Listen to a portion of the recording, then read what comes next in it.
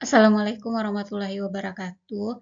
Baiklah Bapak Ibu, kita lanjutkan kembali membahas soal kompetensi teknis P3K untuk P2 dan P3 tahun 2023. Ini sudah bagian yang ke-25. Simak juga video sebelumnya dari part 1 sampai dengan 24. Bagi Bapak Ibu yang belum subscribe, silakan subscribe. Terima kasih. Soal pertama. Tahun ajaran baru sudah berlangsung selama 7 bulan, namun buku paket yang seharusnya dibagikan secara kolektif kepada semua siswa belum juga datang. Hal ini membuat siswa kesulitan dalam belajar, maka sebagai seorang guru, tindakan Anda adalah A. Melaporkan kepada kepala sekolah tentang kondisi yang ada dan mendesak agar buku paket didatangkan segera. B. Membuat rangkuman materi pelajaran dan soal-soal latihan yang selanjutnya dibagikan kepada siswa. C. Meminta peserta didik untuk melakukan kegiatan belajar kelompok dengan materi yang pernah dibagikan. D. Meminta peserta didik untuk meminjam buku paket dari kakak kelas. E. Meminta maaf kepada siswa karena keterlambatan buku paket dan memintanya sabar menunggu. Kita lihat yang A. Melaporkan kepada Kepsek, lalu mendesaknya. Nah, di sini mungkin kurang tepatnya adalah mendesak. Padahal kepala sekolah dan bendahara sudah memesan, namun belum datang. Itu masalahnya. Yang B. Membuat rangkuman materi pelajaran dan soal latihan yang selanjutnya dibagikan pada siswa. Nah, ini bisa jadi nanti benar, tapi kita lihat yang poinnya paling tinggi. Di sini terlihat usaha kita sebagai seorang guru. Karena buku paket belum ada, kita sendiri yang membuat rangkuman materinya, dilengkapi dengan soal latihan, lalu kita bagikan pada siswa. Yang C. Meminta siswa untuk melakukan belajar kelompok dengan materi yang pernah dibagikan. Ini juga bisa jadi benar. Yang D. Meminta peserta didik meminjam buku paket dari kakak kelas. Ini bisa jadi juga benar, tetapi ini sedikit kurang tepat. Karena buku paket itu yang disediakan oleh perpustakaan, tentu setelah kakak kelas ini naik kelas, buku paketnya dikembalikan lagi ke perpustakaan. Yang E. Meminta maaf kepada siswa karena keterlambatan buku paket dan meminta sabar menunggu. Nah, di sini tidak ada usaha dari seorang guru untuk mengatasi keterlambatan dari buku paket itu. Dan yang paling tepat itu adalah yang B. Kita buatkan rangkumannya lengkap dengan soal-soal, lalu kita bagikan kepada siswa sampai buku paket datang.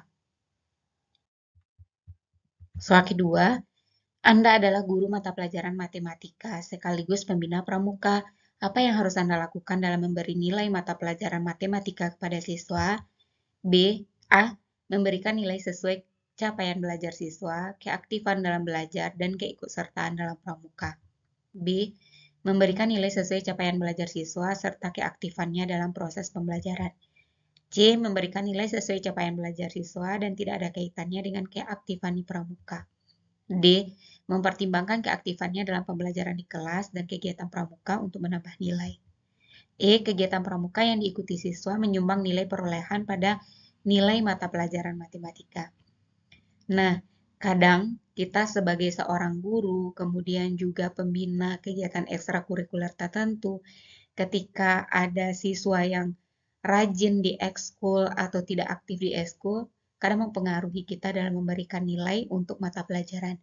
Nah, yang seharusnya kita lakukan yaitu adalah mengesampingkan kedua hal yang berbeda tersebut. Ini mata pelajaran dan ini adalah ekskul. Nilai keduanya tidak boleh dicampur adukan, tidak boleh saling mempengaruhi. Dan yang tepat itu adalah yang B. Berikan nilai sesuai capaian belajar siswa serta keaktifannya dalam proses pembelajaran, bukan keaktifannya dalam kegiatan pramuka. Soal ketiga, ada siswa Anda yang memiliki akhlak yang baik, namun prestasi belajarnya rendah. Bila dalam ujian akhir nanti tidak mendapatkan nilai yang baik, maka tidak bisa naik kelas. Kebetulan siswa tersebut duduk sebangku dengan temannya yang memiliki prestasi belajar tinggi. Tindakan Anda adalah A. Meminta teman sebangku siswa tersebut untuk membantunya dalam mengerjakan soal yang dianggap sulit pada ujian akhir. B. Mengingatkan siswa tersebut tentang pentingnya belajar dan memintanya untuk belajar bersama dengan teman sebangkunya dalam mempersiapkan ujian. C. Membantu siswa tersebut dengan berbagai cara agar dia tetap naik kelas karena akhlaknya baik. D. Memberikan kisi-kisi soal ujian akhir khusus untuk siswa tersebut. E. Menambah nilai siswa tersebut agar tuntas. Dan kita lihat untuk option A, meminta teman sebangkunya untuk membantunya dalam mengerjakan soal. Dan ini salah, karena meminta teman yang pintar tadi untuk memberi contekan agar siswa yang berakhlak baik ini namun berprestasi belajar rendah ini tetap bisa naik kelas. Nah, ini mengajarkan anak untuk tidak jujur. Yang B, ini mungkin yang tepat. Kita ingatkan siswa tersebut jauh-jauh hari sebelum ujian, yaitu memintanya untuk belajar dengan teman sebangkunya yang memiliki prestasi belajar tinggi tadi. Dah itu mungkin membantu dia untuk memahami materi pelajaran.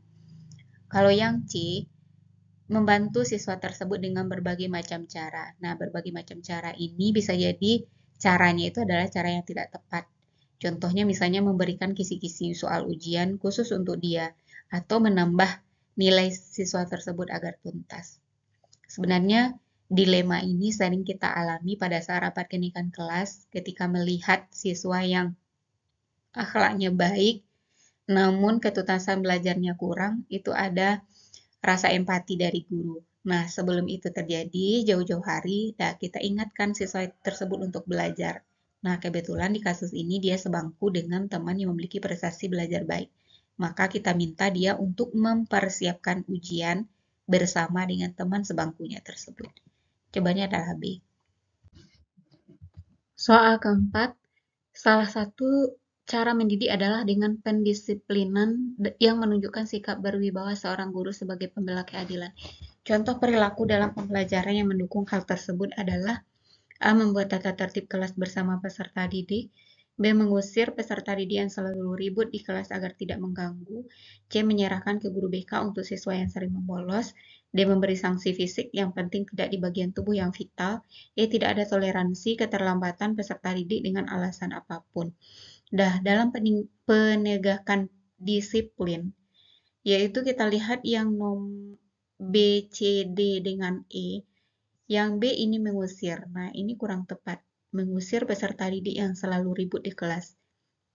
Peserta didik yang ribut itu berarti dia memiliki bakat atau gaya belajar tertentu. Kemudian yang C, menyerahkan ke guru BK siswa yang sering membolos. Seharusnya juga ada tanggung jawab kita di sini, tidak harus langsung menyerahkan kepada guru BK. Memberikan sanksi fisik yang penting tidak di bagian tubuh yang vital. Dan apapun bentuknya, sanksi fisik ini tidak dibolehkan lagi, meskipun itu bukan di bagian tubuh yang vital. Tidak ada toleransi keterlambatan peserta didik dengan alasan apapun. Ini juga tidak boleh, karena bisa jadi ada pada satu kesempatan siswa kita terlambat dengan alasan yang memang bisa diterima. Dan yang tepat itu adalah kita membuat tata tertib kelas bersama peserta didik, atau sekarang yang disebut dengan kesepakatan kelas. Jadi apapun aturan di dalam kelas itu mereka sendiri yang menentukan, kemudian sanksi dari pelaku pelanggaran mereka juga yang menentukan apa bentuk sanksinya. Jadi jawabannya adalah A. Soal kelima, Anda sudah merencanakan kegiatan pembelajaran berupa studi lapangan ke sungai guna memperdalam pemahaman tentang materi bertemakan lingkungan. Namun, malam harinya hujan deras dan sungai tersebut kemungkinan banjir. Maka tindakan Anda adalah A. Tetap melakukan kegiatan karena perencanaannya sudah matang.